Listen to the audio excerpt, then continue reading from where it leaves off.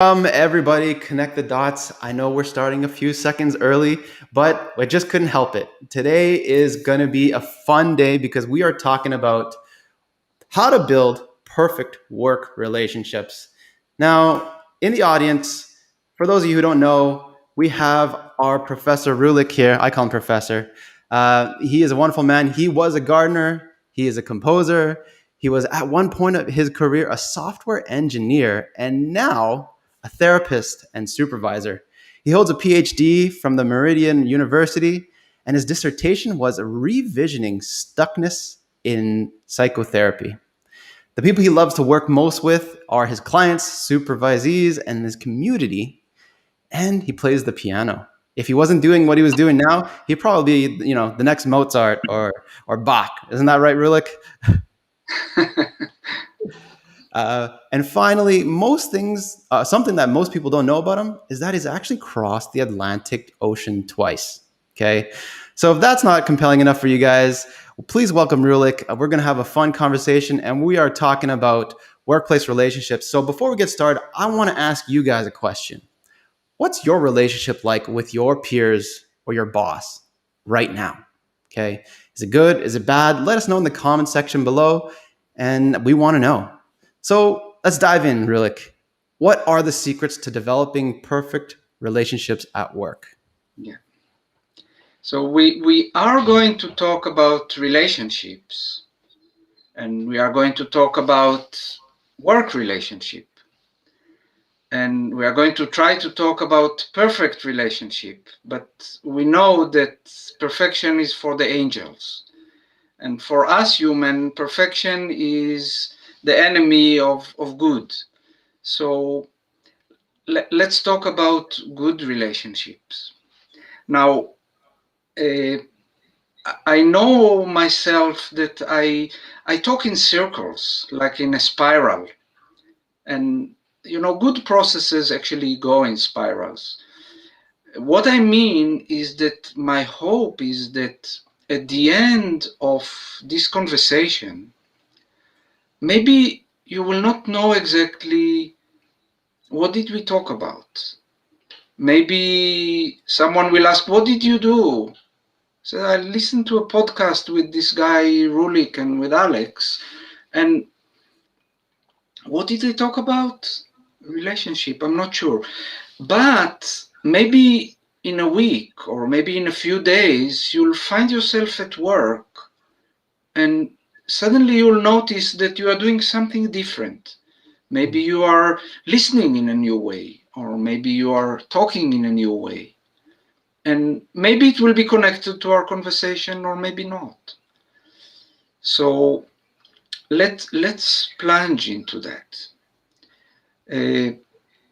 I talked with Alex before when we prepared for this about the differences between coaches and therapists. And I don't know, maybe we'll get into this later, Alex. What do you think?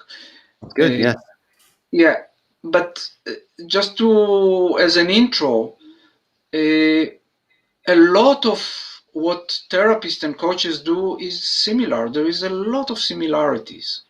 And maybe there are some differences. And of course, there are many kinds of therapists and many kinds of coaches. So, making a binary distinction is not very fruitful. But one area that we can explore is the scope. And there are some therapists that say, I am fixing this specific problem of the left foot, and if that's not your problem, go to another therapist. But there are other therapists that try to be holistic and see that your love relationship are connected to your childhood, maybe, or maybe connected to your satisfaction at work, or maybe connected to your physical activity, that things are connected. I think as coaches, I'm sure that there are coaches that do that, but many coaches frame their scope of work to work. We are trying to help you succeed in work. Now, that can be good, but it can be limiting because there is an agenda. Going back to the relationship, if a relationship has an agenda, it changes it. It becomes transactional. So the question in developing and deepening and make relationship more meaningful, how to be able to see that the person that you are relating with is a human being with feeling and not an item on your to-do list to cross out. Yes, I mean, I resonate with that so much. And every interaction, it's interesting how you brought up interactions can be transactional, right? But when we talk to somebody, and if we approach each conversation with a sense of this is not transactional, what's in it for me, what's in it for him or her, but what if it was transformational? Wow. Yeah. Yeah. So that's something that I kept actually to the end. But what does it mean transformational? Hmm. That changes the whole thing, because the question is, and I don't know if as business people or as coaches we have the luxury actually to even be in that mode, but to allow this conversation to change me. Hmm. What would it mean to come to every conversation? Ideally, you go back tomorrow to work, you talk to your boss, you talk to your peer, you sit in a meeting, you have a business contract to discuss, all those things.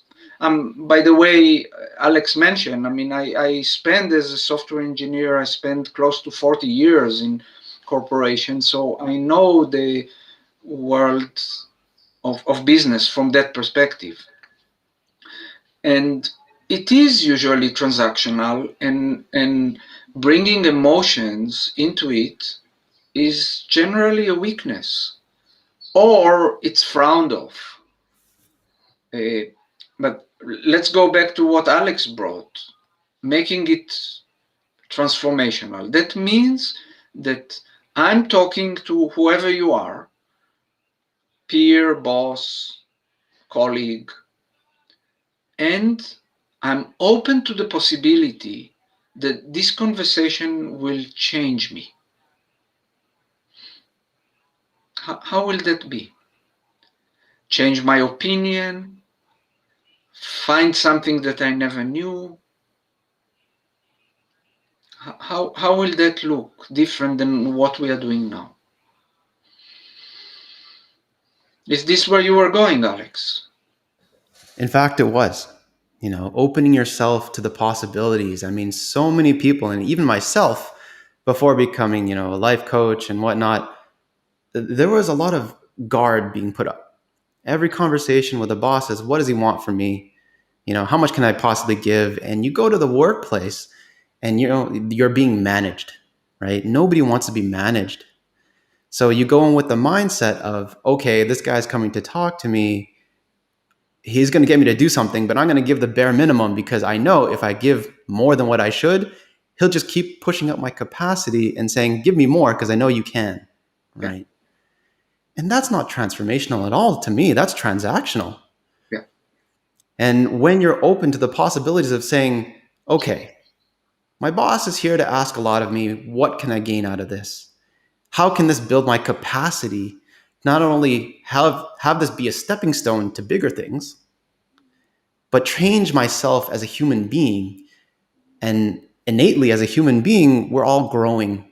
Otherwise, we're dying, right? Just like anything in life. right. And so, as we grow with every ask and changing the way we approach and the perspectives from which we see things, that's where I think the transformation happens. And that it all starts from being open, just like you mentioned. Exactly. So what I'm thinking as we speak, Alex, that let's start right now. We are having a conversation. The audience is listening, and but at least for the two of us, am I open to be changed by this conversation right now, even if it is across half the globe, a little bit more than half the globe, 14 hours difference? That's Am right. I open to change? Or to make it more practical and less philosophical, I'm sitting with some notes that I wrote in preparation for this conversation. Am I open to go in other direction than what I thought? Am I open to hear a new thing? Am I open to have a new thought during this conversation? Am I open to not know? Yeah, I love these questions that you're asking, because for those of you who are in the audience, I hope you're writing down notes, okay, or taking a mental note, because these are powerful questions that you can ask yourself before any conversation. And if I were to ask myself those questions, Rulik, I would say with a genuine yes, because as I approached this conversation with you, I came in with the intention, and I had set the intention with, okay, I know nothing for the time being. Whatever I do know is going to be put on the back burner, and it's going to be there. It'll always be there. But I want to know and get really, really curious about what Rulik has to say. And how can this help the audience as well? Yeah. Yeah. So back to the audience. I mean, I'm aware that there are people listening. I miss not seeing you, but I'm aware that many of you are in business and in coaching, and you are action-oriented people. I mean, I'm having great fun talking with Alex and thinking about that, but at the same time, knowing the business environment, most of what we said so far, I think, will fall flat in a business environment. If I'll come and say it in a business environment, it will fall flat. So I made some questions that are more action oriented. So if you want to try this, you go to work tomorrow, you are in a conversation, and especially in a difficult conversation where the person triggers you. Maybe you are even aware that the person is triggering you. Is it possible, without saying anything, just for yourself to consider this as a transformational opportunity? And let me read a few questions that you can ask yourself, not the other person. And you can do it at real time with the person, or you can do it later in the privacy of your own meditation or notes or later. But ask, how does this person gets under my skin? What makes you most angry about this person? If you could, how would you like to punish this person? If you had the possibility to do that. Is there any respect in which you suspect that that person is better than you?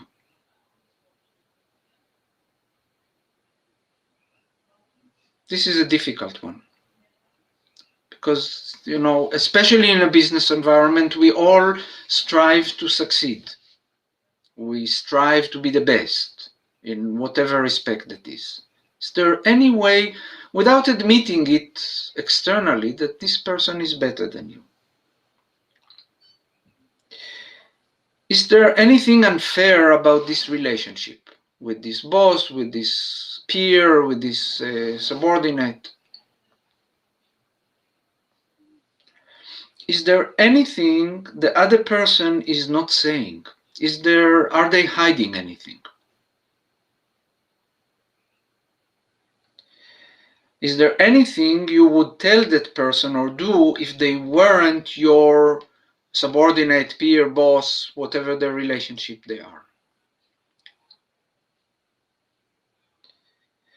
Now, how will it be to turn all these around?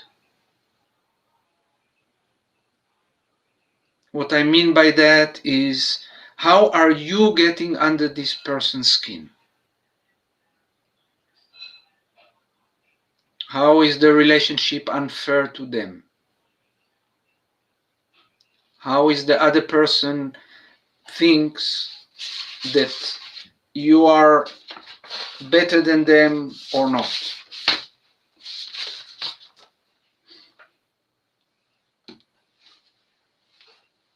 I love it.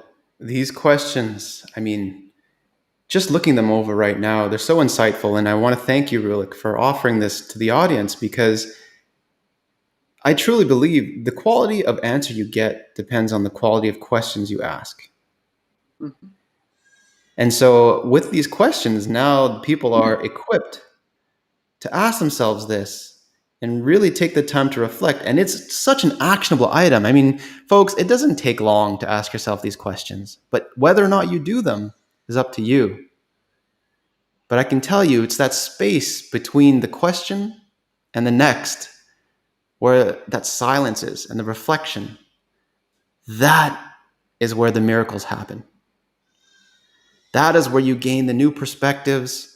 That's where you're able to build those perfect relationships that we're talking about, or good relationships, I should say, right? Yeah. And it's just a matter of bringing this awareness that may have not been there before. Yeah. Now, the choice is yours. You can go out and you can take these questions and say, oh, they're nice, but it's not for me. Or you can say, all right, let me give it this shot, you know, and see what happens. If you do give it a shot, make sure you send an email to me and Rulik, and we want to know exactly how it goes. Um, but I think you guys will be amazed because I know just looking at these questions, they are so thoughtful to the point where just asking a couple can instill transformation in anybody.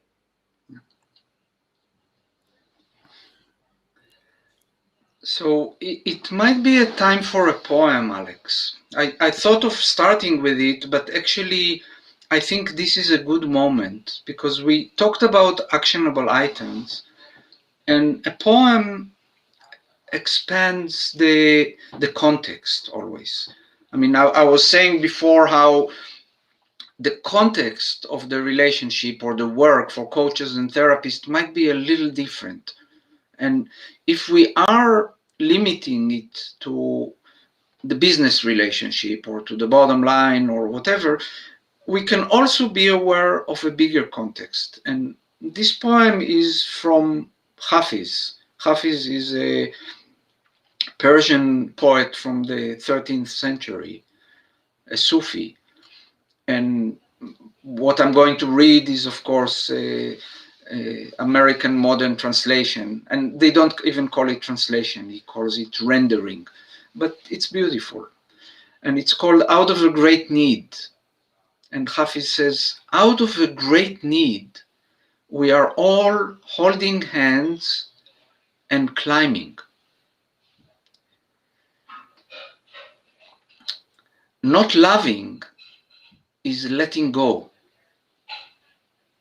Listen, the terrain around here is far too dangerous for that. So, out of a great need, we are all holding hands and climbing. Not loving is letting go. Listen, the terrain around here is far too dangerous for that.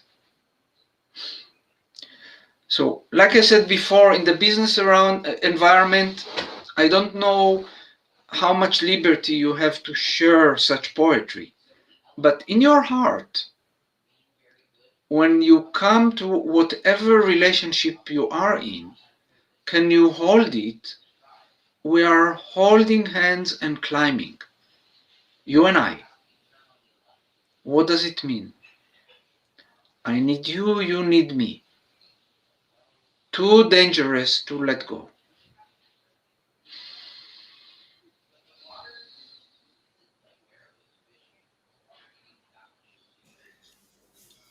Yeah. I mean, such a great poem. Thank you for sharing that.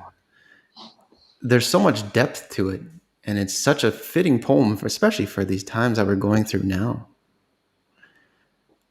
holding hands, to me, what that symbolizes is this mutual support between two people, right? Mm-hmm. And Yeah. as many of us know, there are different ways of loving. Love between a mother and a son or daughter, between friends. There are different forms of love. But in this instance, the support in which this poem resonates with me is that at work, we are better together. Not just at work, but in general. And together, very little can phase us. And it actually brings me back to this old Chinese story that my father used to tell me, or analogy was he would come to me and he would give me a chopstick. And he said, "Okay, here, son, take it." And I said, "What do you want me to do with this?" And he says, "Okay, break it." Oh. I said, "What? You want me to break your chopstick, Dad? Why?" You know, it's like, "Okay, try, break it. I bet you can." I said, "Okay, no problem." But then he gave me 6 chopsticks the second time. And he said, "Okay, do the same thing." I'm like, "Dad, I can't. It doesn't work." And he said, "This is exactly why, although conflicts will arise, we must mend them. And we need to hold hands. And we need to move together." Yeah. Beautiful, Alex. Thank you for that. I mean, I heard other versions, but not the one with the chopsticks. It's beautiful. I'm No, not and sure. it's relevant because, those stories go around the world. This is another way of holding hands and climbing. To see that I heard it wherever I heard it with whatever culture in mind, and here it is with the chopsticks. And if I were to go back to the portion of it's safer, Mm-hmm. what that implies to me is there is a sense of safety that needs to be there. Maybe not all the time, but safety in general is a very constructive and generative place for me. And so to operate at our maximum potential, if you will, coming from a place of safety in anything at home or at work or even in your social life, it serves us so powerfully. And through support, just like the chopsticks or holding hands, that really brings up the level of safety. Yeah. Hmm. So, Alex, that takes me to think about my work as a therapist, and maybe I'll share something of the association of what you said, and then we'll see how we bring it back to work relationship and coaching relationship. Is that okay? Yeah, sounds perfect. So, what I was thinking is that as a therapist and as a supervisor, uh, I always tell both the clients and the supervisees it's my responsibility that they will feel safe. And I check with them regularly. Do you feel safe? Both are unequal relationship. I'm in charge. I'm the therapist or I'm the supervisor, and it's an asymmetric relationship. But I fail occasionally. When I'm lucky, the other person, either the client or the supervisee, tells me this was not safe, or sometimes they don't. But I try to keep it safe. So that's one side of the equation. The other is back to what we talked already. And am I ready to be changed by the interaction right now? Am I ready to drop any agenda and just listen? See what's going on for the other person. And are they safe? I keep checking because the other side of it, both with supervisees and with clients, part of my job is to challenge them, to ask difficult questions, to confront their unconscious mind tricks, trying to hide things, or trying to hide things from themselves, basically. And at the same time, how to confront and be safe at the same time. Because if they are not safe, they are afraid, they are hiding, they resist. Yeah. If they are not safe, they don't trust me. So that limits the conversation. So how to bring that experience of keeping it safe and at the same time try to take it deeper, try to take it to what needs to happen, that can be challenging. How to bring that to the coaching. In the coaching situation, I think it's very similar. Although you might be, as a coach, telling the client, okay, you should do that, you should do that, you should do that. And again, it needs to be safe, but it's one kind of interaction. The other kind of interaction, which I believe you do as a coach, is trying to help the client see how they stand in their own way. Is this a fair assumption, Alex? To answer your question, I would offer a distinction.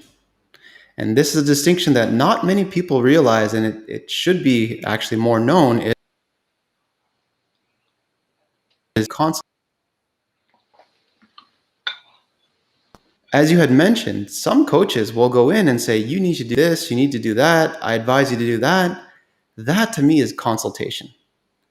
Consultation at its essence is someone has done it before and you're going to reproduce their results. However, coaching to me and the way I coach is very much we are going on a drive with your best buddy. I am in the passenger seat, you are in the driver's seat. We are having a deep conversation around whatever it is you want to bring up. And we will pull on those golden threads if you think they are relevant to whatever is the issue is or the result that you want to get towards or go towards. Now, rarely will I ever give advice. That is not my job. You hit the nail on the head when you're saying we're helping them uncover things they cannot see. However, many coaches will always fall into that pitfall, and this is human nature, of giving advice. Even I do that sometimes, and I have to catch myself saying, okay, hold on. You're not here to run their life. You're not their parent. You're here to help them uncover the insights for themselves. And that's what makes that safe and non-judgmental environment or container so that they can open themselves up and have this fruitful conversation that brings them insight. Yeah.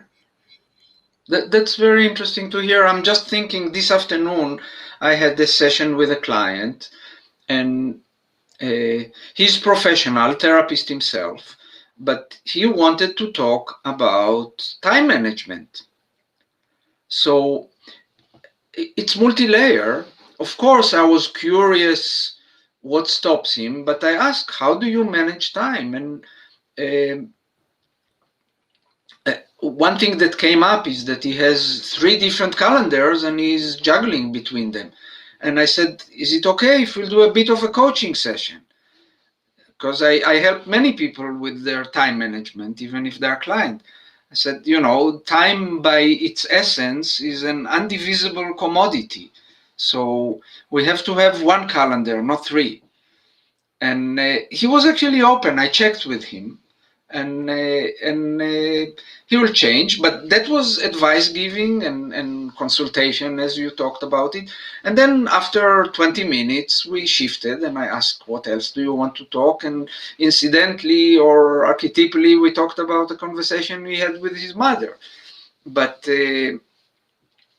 it was interesting for me, and I told him, actually, I worked with clients on their taxes. I worked with clients on their agendas.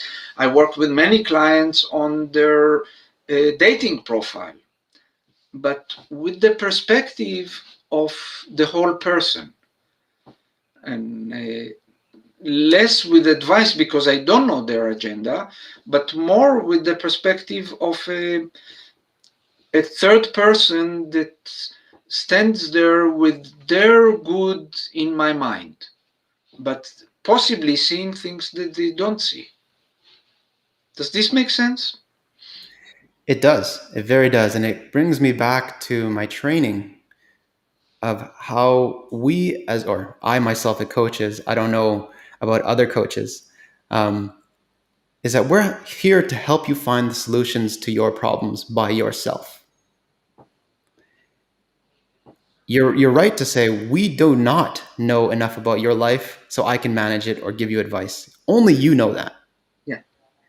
And so, with that in mind, you already know the answers, very likely. It's just you haven't verbalized it yet. Yeah. And so, uncovering it through, creative ways like, sorting your calendar, getting your mind, the logical mind and the creative mind both in sync, and really calming it down so you see what you need to. That is where the magic happens. And I love doing that work. Um, it, some of my clients, I ask the question, what's your typical day like? And when you go through time management, and then they go everywhere and anywhere, I'm like, okay, so what would you like to do about it? And that's where the fun happens, because then they see everything, taking the conceptual and bring it into reality, and we map it out, and we say, okay, there's your problem. Do you see it? If not, let's go deeper. Yeah.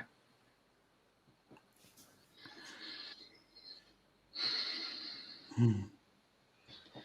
So I'm trying to connect this. I mean, we both talked a little bit about our work, and I'm trying to go back from that to the topic of work relationship.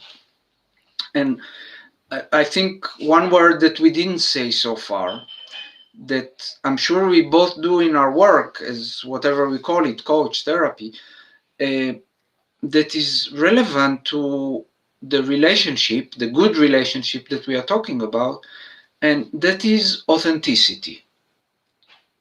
So, for a relationship to be a good one, ideally both people need to be authentic. What does it mean? What does it mean? We can add it to the list of questions. What does it mean for you to be authentic?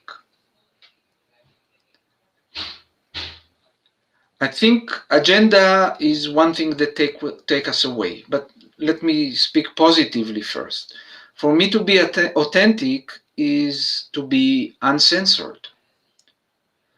It means that I'm in touch with my body, I'm in touch with my feeling, and I'm saying what I feel. It doesn't, I'm not saying that whatever comes is vomited out. That's the childish relationship. But I'm in touch with it. And I could potentially say what I feel. Also at work.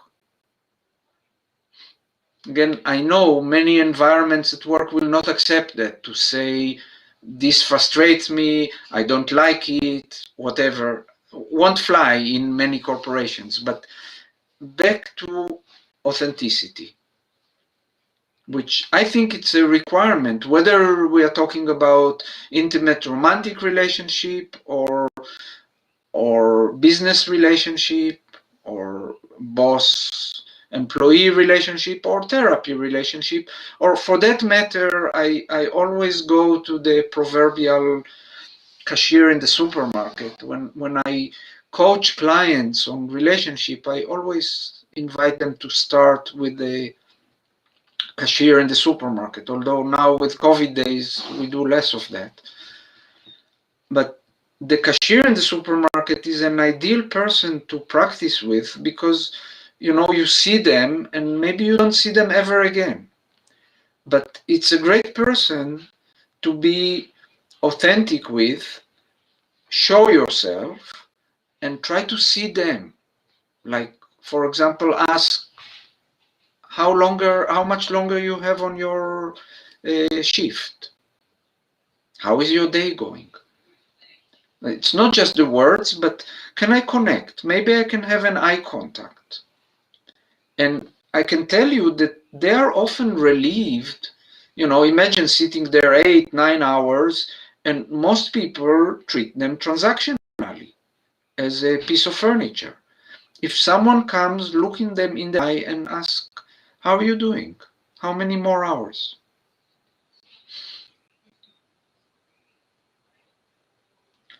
So taking it from the cashier, can you bring it back to your work relationship? You go to work today, tomorrow, you meet a person. Can you bring that level of authenticity to that next interaction? Yes, I love that. Being authentic, living your truth. One thing I would add to that is this concept of checking ecology. I don't know how familiar you are with that or the audience is familiar with it, but checking ecology is creating these win-win-win situations where you win, the other people win, and the general population wins. Now, I know it takes time to formulate a solution using this kind of principle, but I guarantee you, once you're able to find that solution and living authentically with what is true to you and to them, that creates a great relationship no matter where you are with the cashier or with the people at work. And what I've found or what I've noticed is that everybody's operating on this interesting frequency. I don't know if you're familiar with it.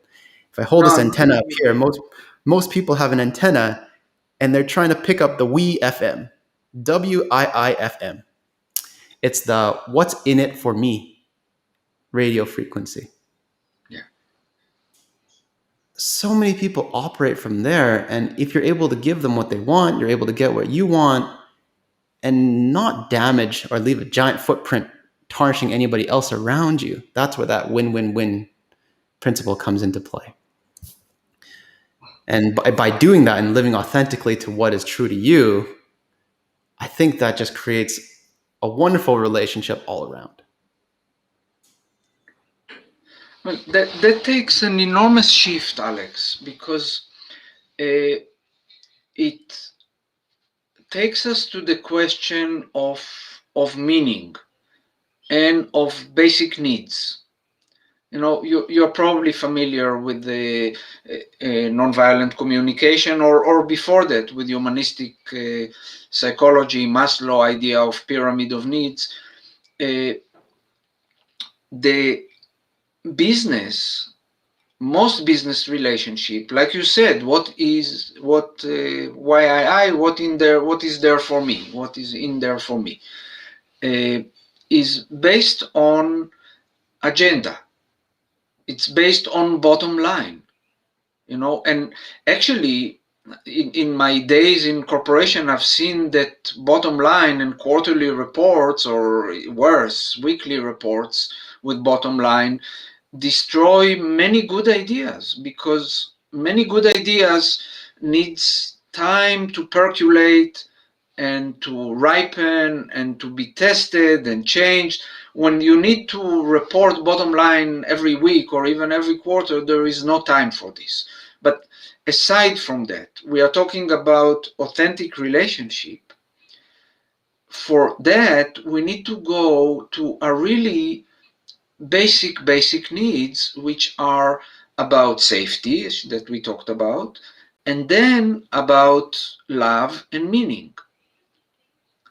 So what's the connection? The connection is when we go to work and try to be successful, what are we trying to achieve? Money and power, maybe fame. But these are all secondary, because money doesn't make anybody happy. Power doesn't make anybody happy. Fame doesn't make anybody happy. Consciously or unconsciously, people perceive them as means to get acknowledgement, to get love, and to get meaning in their life. So if you get those straight, you change somewhat your agenda. I You probably heard of this research, although looking for it in preparation for today, I saw people, of course, poo-pooing it.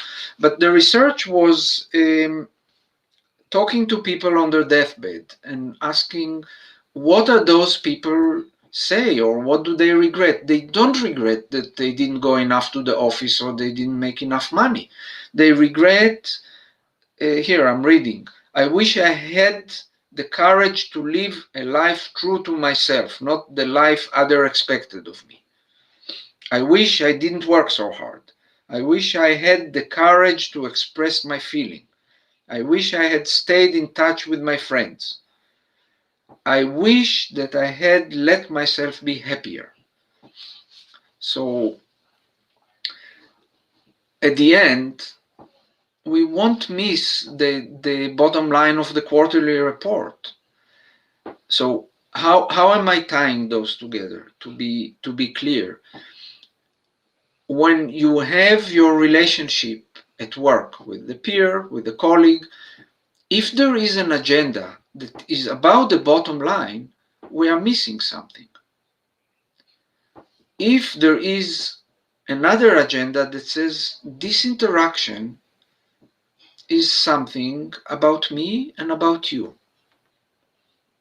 this is something that might transform me or might transform you. A good friend of mine suggested to me sometime to consider, when I talk to someone, that that's the most important conversation that they had. It's not about vanity. It's about treating the other person with respect. That they are having this conversation with me, and it might be, I don't know, the most important conversation they ever had. I don't often remember that, but when I remember it, it changes the quality of the conversation. Does this make sense? I said a lot of things in one breath. Indeed. I mean, The Five Regrets of the Dying, Bonnie Ware, is a very near and dear article that I love referring to, especially with my clients, is looking at the bottom line. What does it all come down to?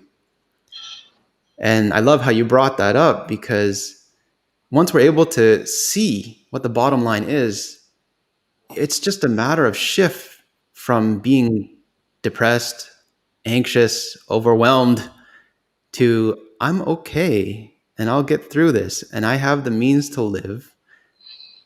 And different perspectives are brought into mind. And when you're going to work, you're right. It's not about the fame anymore or the power. It's about living true to oneself and allowing yourself. I love the fifth one, allowing yourself to be happy. And what I will offer, I know we're getting near the episode here, is what I call a body mechanism experience, right? When you are at work, and if you will, and even you can do this with me too, Rulik, and people are watching, if you're watching, you can do this too. If you hold your hands together like this, and if you I just, cannot see you, Alex. I oh, cannot see the video. I hear you, but cannot see the video. now can you see me? Is this better? No, now I see the thing of the podcast, perfect work relationships. Oh, geez. Okay, I can see us. I think it's recording. Bear with me here. I'll maybe guide you through the exercise, and I'll try and bring you back online here. Does that work for you? Can you see it now? I see myself. Okay, and not me. No, Technical difficulties. now I see you. Okay, perfect. And here. And Excellent. So, what this means to look at the bottom line and what it feels like to be able to see with clear eyes is like holding your hands together like this and holding that tension really, really tight. And if you can squeeze it with every piece of work that comes on your desk or the demand that your boss gives you, there's a little bit more push or a little bit more squeeze. But when you're able to see that, okay, I'm here to do a certain job, what's going to actually make me happy and feel fulfilled and live my truth. It's that release of the hands. Knowing that you don't need to abide to society's perspectives or live by someone else's dream or meet someone else's expectation all the time. It's so liberating. And if you guys did that with me and you felt that release, you guys are just one shift away from that.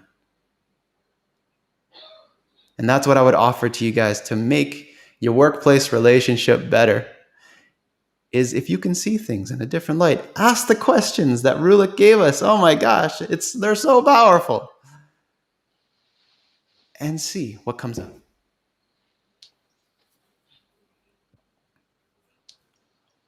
What lands for you there, Rulik?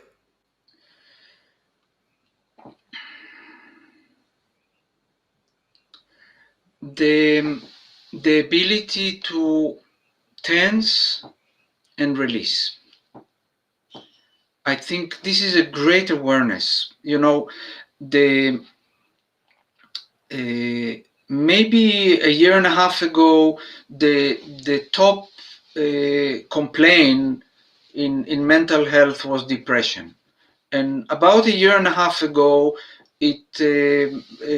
anxiety became the top, and it's complex. I mean, we could do a whole talk about it, but especially in business environment, anxiety is often considered good. And there is nothing wrong with putting an effort, tightening your hands, struggling, focusing on a difficult problem, and then release. So the ability to move from relax to anxious, from relaxed to more tense, maybe not anxious. Again, there is a whole idea of the window of tolerance, where if we move freely, more anxious, less anxious, more tense, more relaxed, then we are living our life.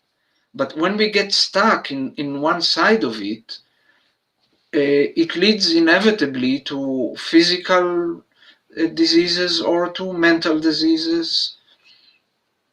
One or the other, yes. I love that. Thank you for tying it all together there. And one last question before we wrap up here. I want to ask the audience is, what's the easiest thing you can do to improve your relationships at work this week? Whatever that may be, folks, comment in the section below. Let us know. Send us an email. We want to know because we've given you some tools today, and hopefully they'll help immediately. And if you want to work more, I will put Rulik's contact information or my contact information. You guys can find me anywhere in the description, and you can reach out to him directly and see where it goes. Do I have time to wrap up, Alex? Yes. Please. Yeah, because what I wanted to tie all this together and to make it simple, because I know we covered a lot of ground, and again, not knowing exactly who I talk to, maybe I talk too much as a therapist or too much as a philosopher or too much as an old man, but I want to summarize, in three little pieces, what each of us can do about better relationship. And the first one is listen. And I'm sure as coaches you do that, but listen, and listen actively. Don't be shy of repeating what the other person say and showing them that you heard. Listen actively. That's number one. It's very simple and we forget to do it. Number two, be interested. If you are not interested, you are following an agenda. There is something else in mind. Now, I can tell you that as a therapist, I spent over a year practicing this as my prime thing. Basically, whatever the other person gives you, you say, oh, this is interesting. Now, whether you say it or not, it doesn't matter, but you find in you that curiosity. The person is saying, I went yesterday to the park. Oh, how interesting. Oh, I have a problem. I didn't know how to solve this equation. How interesting. Okay. That changes the whole relationship. If you are interested and curious, as therapist to my interns, I said, this is number one. You have to stay curious. What's going on for this other person? Okay, number three we talked about, but I want to repeat it again. Allow yourself to be surprised. Allow yourself to be changed by this conversation. Allow yourself to consider, as I said before, that nothing will be the same after this conversation. That a year from now you'll say, I talked at work to my boss and everything changed after that, or something like that. So that's it. Thank you for writing, Alex. Of course. No, it's such an honor to have them summarized by you. And hopefully, folks, if you take this away, you can use them right now or tomorrow.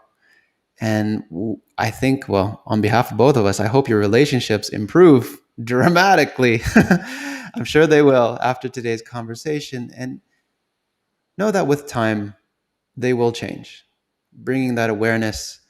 And these things take time to practice. So whether or not be tomorrow or the day after, listen actively, be interested, stay curious, and allow yourself to be changed. Thank you, Rulik. I want to thank you so much for coming on the show. Give a round of applause. I know you guys can't clap for him right now, but give a round of applause for Rulik. And I want to say, have a wonderful evening. It was such a pleasure having you. Thank you very much, Alex. It was a Of pleasure course. being here, and you are so gracious in the way you conduct this and make room and make the whole thing flow. So I really appreciate that. Excellent, excellent. All right, folks, that's all we have time for today. Have a wonderful evening. I will see you guys in the next episode. All right.